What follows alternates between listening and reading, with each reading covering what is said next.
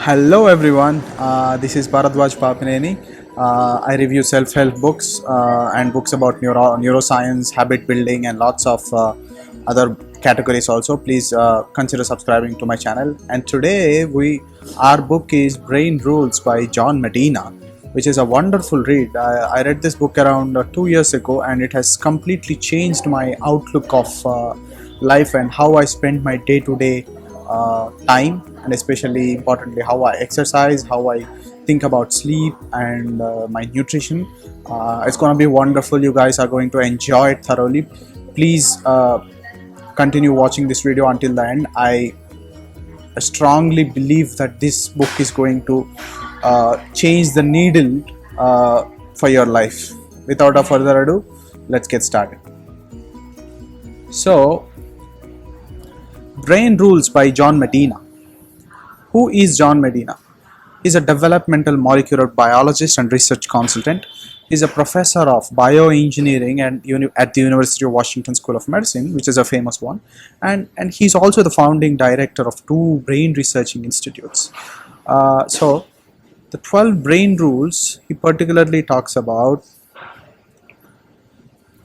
See, the neuroscience is a very particularly new branch, in the sense that the research on the brain is pretty new. It means the research is only done in the past 10 to 15 years. So there's very little research about how our brain works and what are the habits that we need to do on a daily basis to keep our brains healthy. So he says it like this. We try to talk on our cell phones and drive at the same time, even though it is literally impossible for our brains to multitask when it comes to paying attention. We have created high stress office environments, even though stressed brain is significantly less productive than a non-stressed brain. Our schools are designed so the most learning has to occur at home. Taken together, what do the studies in this book show? Mostly this.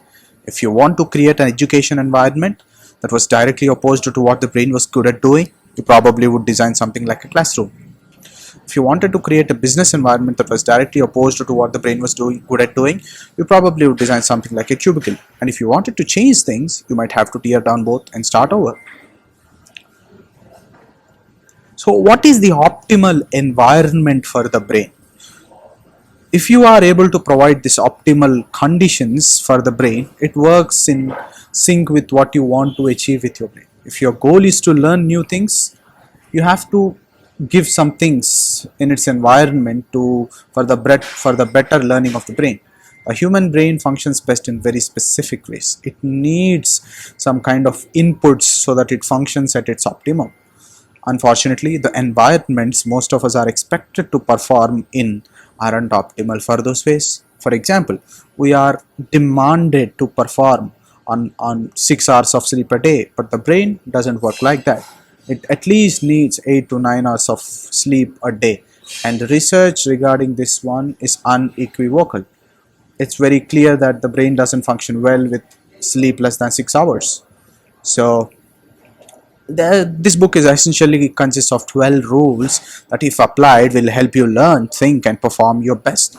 I'm going to go over a few of the ones I think are the most important and easiest to change, but if you want to know the full 12 rules, please continue watching my video.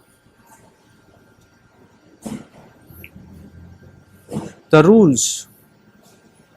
See, my goal to introduce you to the 12 rules, I call this brain rules. You have to remember these things.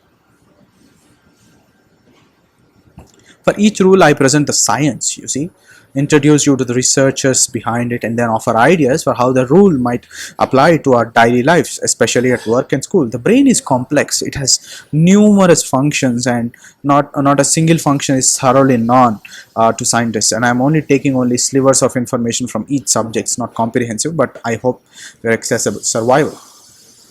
The human brains have evolved to survive, to keep its body survive in the savannas, in the sense in the forests. We have evolved as groups hunting in the forests, but due to the industrial development, we are here in concrete cities, sleeping and watching Netflix all day.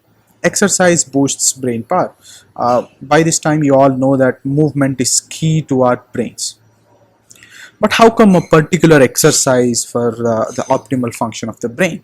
Yes, there's a particular exercise that can boost your brain's health. That's particularly called aerobic exercise. Aerobic in the sense jogging and treadmill, high intensity interval training are regarded as aerobic training that particularly increases the blood flow to the brain, and therefore the brain works better. What do you mean by brain works better? You are able to think more clearly, you can arrive at solutions very fastly, and in general you will be a well regulated person. You are your brain, there's no question to that. You are your brain, you are what you think, and the root of what you think is your brain. So you need to take care of your brain. You see, sleep well and think well. The research is unequivocal regarding sleep also.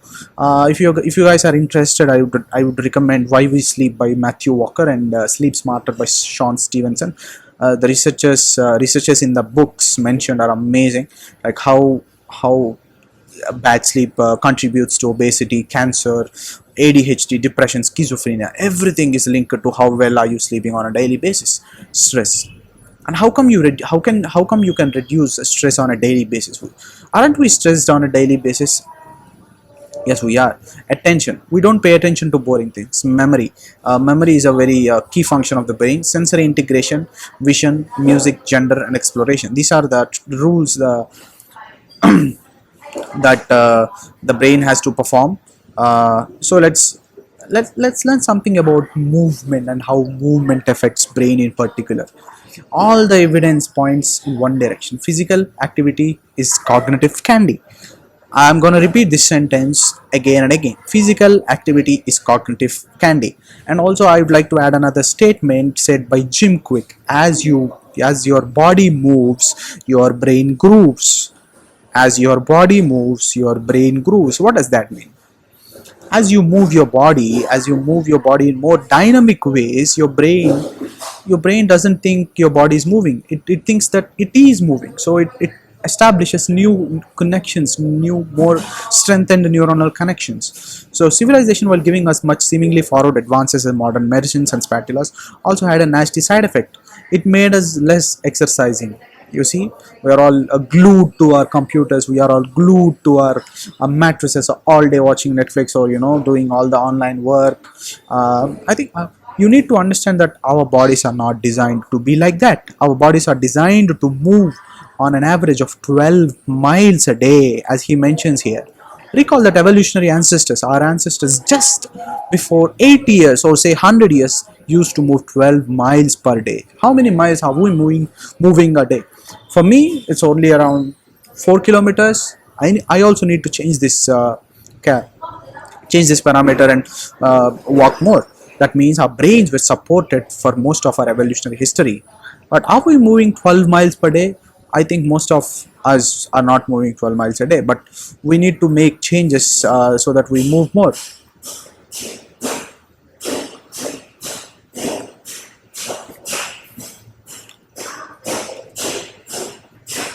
Sleep. I think the movement part is clear until now. Let's go to sleep. The sleep research, the research on sleep is vast.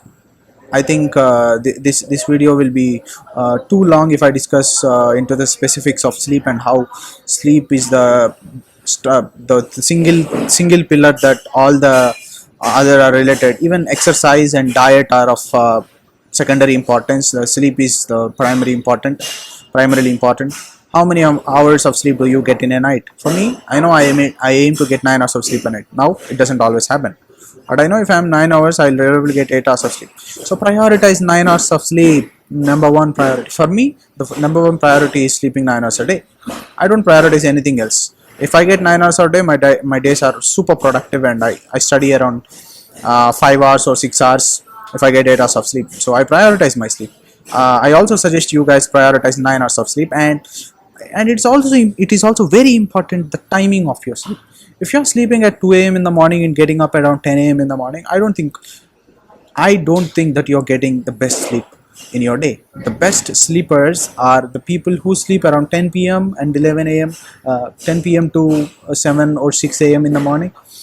I suggest you guys read research papers from Kulreet Chowdhury, where he discusses people who sleep from 10 p.m. to 7 a.m. Get the most human growth hormone.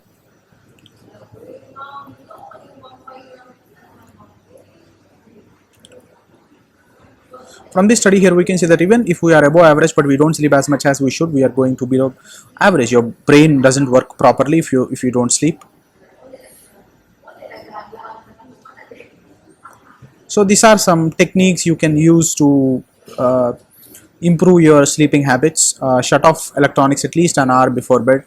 I know we guys need to be doing these things, but even me, I check out my emails and phone just before I sleep, and do about 10 to 20 minutes of light stretching after shutting off electronics. CBD is not available in India. You guys can also try some magnesium and CBD before bed, and cool rooms are more preferable for a good sleep. At all costs, please avoid blue lights in the room where you're sleeping.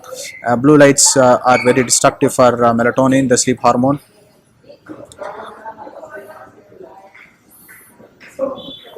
I think these are some basic rules regarding brain rules. If you want to take care of your brain and perform at your optimum, I strongly suggest you guys read this book, Brain Rules.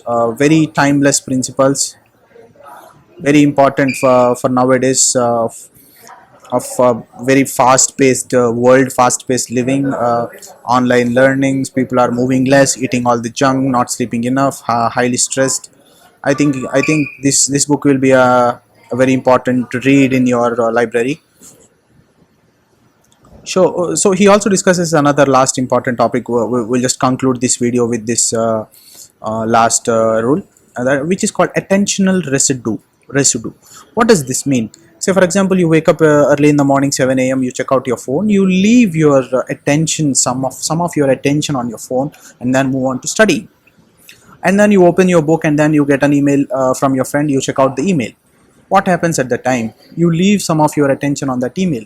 So in a 24 hours of space, you only have a limited attention. So if you leave attention, bits of the attention on some other things, when it comes to the important things, you have very little attention left over.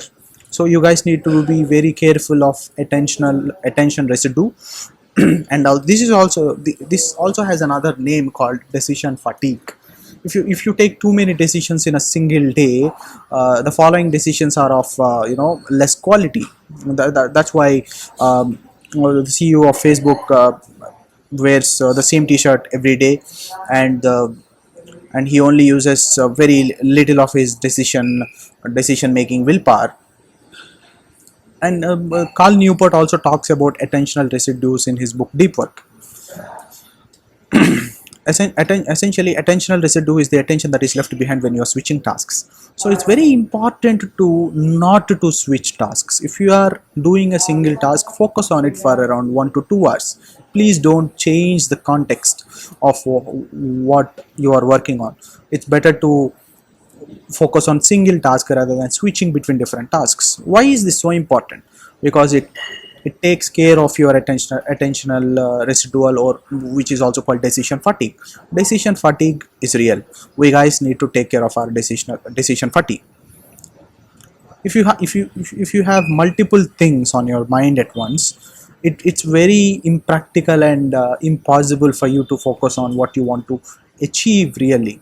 What It's very hard to focus on your goals, make progress towards your goals. So make as little decisions as possible in a given day. Don't worry about what you want to eat. Automate what you want to eat. Pre-cook your dishes. Pre-arrange your clothes for the next day. Schedule your next day so that you will be able to automatize and use your less of your decisions, attentional residue and decision, to avoid decisional fatigue. He also uses a technique called Pomodoro technique, which is a timer technique where you set a timer for 30 minutes and work for 30 minutes, and you cut off all the distractions using physical blocks. you put your phone in a suitcase and lock it over, so you don't have access to that phone, so that you can focus on what's really important. So you can also use music to keep focused on one task, to less likely get distracted. These are all things that we need to use if we want to perform at our optimum. So if you guys want a review of what the summary of brain rules is, uh, different ways in which you can take care of your brain, or to allow your brain to function at its optimum, are exercise every day for 1 hour at least, walk around 10 kilometers a day, take care of your sleep, make sure you're sleeping 8 hours, and make sure your sleeping pattern is properly aligned in your circadian rhythm. It doesn't count if you sleep from 2 a.m. to 10 a.m. in the morning. It's very important to sleep from 10 p.m. to 6 or 7 a.m. in the morning, and please avoid multitasking and avoid decisional fatigue. This is essentially the brain rules book. I know it's a long video, but I think this one will help a lot for all of our friends. Please consider subscribing to the channel. Thank you.